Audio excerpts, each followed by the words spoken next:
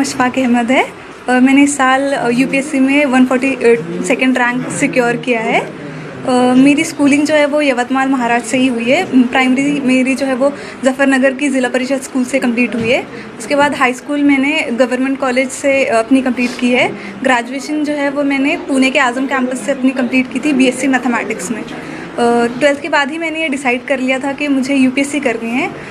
Inspiration इसकी मुझे अपने मामू के थ्रू मिली, जो सेवा एनजीओ के सेक्रेटरी है। उन्होंने मुझे जो है वो इंट्रोड्यूस करवाया कि एक आईएएस ऑफिसर होता क्या है, उसके लिए आपको किस तरीके से प्रिपरेशन करनी है, ये सब चीज़ें।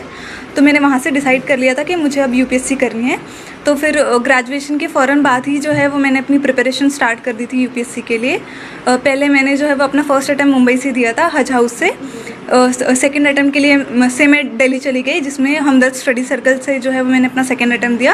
और फाइनली जो मेरा ये वाला अटैम्प्ट रहा है, जिसमें मुझे फाइनली सक्सेस मिली है, वो मैंने जामिया मिल्लिया इस्लामिया से दिया है, आरसीए में। मेरी ये जो पूरी जर्नी रही है उसमें बहुत सारे उतार चढ़ाव रहे हैं, लेकिन जो है मेरी फैमिली का सपोर्ट बहुत ज़्यादा इसमें रहा है, स्पेशली मेरे पेरेंट्स का।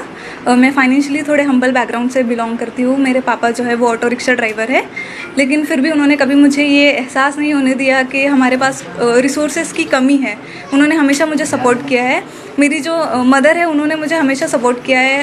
कहीं ना कहीं मैं जो एक पेट्रियार्कल सोसाइटी से बिलोंग करती हूँ, इसके बावजूद भी कभी मेरे पेरेंट्स ने मुझे ऐसा महसूस नहीं होने दिया कि तुम लड़की हो, तुम ये नहीं कर सकती। उन पे दूसरों का भी प्रेशर था, फिर भी उन्होंने इस प्रेशर को हैंडल करते हुए मुझे सपोर्ट किया है। मेरी पूरी फैमिली, फ्रेंड्स, टीचर्स, सब ने मुझे इस जर्नी में जो है वो बहुत ज़्यादा सपोर्ट किया है। मैं अपनी प्रिपरेशन की बात करूँ तो ये मेरा 4th अटैम्प्ट था, तो इससे आप अंदाज़ा लगा सकते हैं कि जर्नी बहुत ज़्यादा डिफ़िकल्ट रही है। फेलियर्स बहुत सारे आए इसमें, लेकिन मैंने इस जर्नी में एक चीज़ सीखी है कि आपको पेशेंस और कंसिस्टेंसी जो है वो कभी इन दोनों चीज़ों का साथ नहीं छोड़ना है। ये दोनों चीज़ें ही है जो आपको जो है वो आपकी डेस्टिनेशन तक पहुंचा सकती है। आपके पास फेलियर्स आएंगे, बहुत सारे आएंगे, लेकिन आपको उन फेलियर्स से सीखना है कि आपकी गलती कहाँ हो रही है और आगे बढ़ना है। जो आने वाली पीढ़ी है, नए बच्चे हैं जो ये सोचते हैं कि कैसे मुकाम तक पहुंचना है, तो उनके लिए क्या सलाह देना चाहिए? मैं यही कहना चाहूँगी कि आप कभी ये मत सोचें कि आपने जो सपना देखा है वो पूरा होगा या नहीं। कभी कभार ऐसा होता है कि हमारे पास जो है वो बहुत सारे बैरियर्स होते हैं। कभी फाइनेंशियली जो है वो हम अच्छे स्ट्रॉन्ग बैकग्राउंड से बिलोंग नहीं करते, तो हम सोचते हैं हम कर नहीं पाएंगे, लेकिन कहीं ना कहीं से आपको सपोर्ट मिल ही जाता है। अगर मैं अपना एग्जाम्पल दूँ तो जो सेवा एनजीओ है, उसके थ्रू जो है वो मुझे बहुत फाइनेंशियली सपोर्ट मिला है।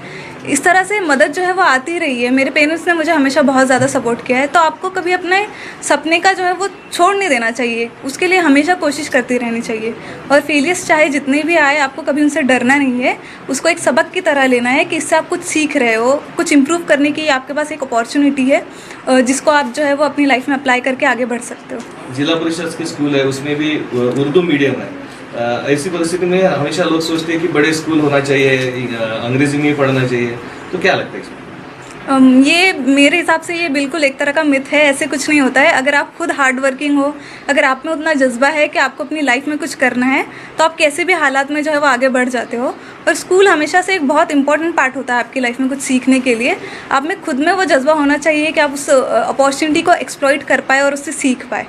अभी आईएएस तो आप बन गए हो, लेकिन क्या आगे करना चाहेंगे सोसाइटी के लिए? ये तो बस एक फर्स्ट स्टेप है, एक तरह से मीन्स है ये कुछ हासिल करने के लिए, कुछ पाने के लिए। तो ये एक तरह से मेरे लिए मीन्स है कि मैं सोसाइटी को सर्व कर सकूँ, सोसाइटी में जो अंडर प्रिविलेज्ड सेक्शन है उनके लिए कुछ कर सकूँ, स्पेशली गर्ल्स के लिए, क्योंकि मैं रिलेट कर सकती हूँ कि एक लड़की के लिए कितना मुश्किल होता है आगे बढ़ना और कुछ अचीव करना। तो मैं कोशिश करूँगी कि मैं एजुकेशन और हेल्थ केयर जो है उस पर ज़्यादा अपना फोकस करूँ और सोसाइटी के लिए कुछ कर पाऊँ। हमने सुने कि आपका खुद का घर भी नहीं है, तो पढ़ाई के लिए जैसा जो भी बोलना है बाकी बच्चों को, बहुत सारे लोग बोलते हैं कि भाई पैसा लगता पढ़ाई के लिए वगैरह, तो उसके बारे में आप क्या बोलना चाहेंगे? देखिए, ये सारी तो सेकेंडरी चीज़ें होती है। आपको खुद का घर चाहिए, पैसा चाहिए, ये सब होते हुए भी अगर आपके पास अपना खुद का ही कोई जज्बा नहीं है आगे बढ़ने का, आप में खुद में ही वो लगन नहीं है कुछ करने की, तो आप कुछ नहीं कर सकते। अगर आपके पास वो जज्बा है, अगर आप जो है वो हार्ड वर्किंग है, अगर आप सोचते हैं कि आप कुछ अचीव करना चाहते हैं और उसके लिए कोशिश करते हैं, तो फिर रिसोर्सेज तो कहीं ना कहीं से आ ही जाते हैं।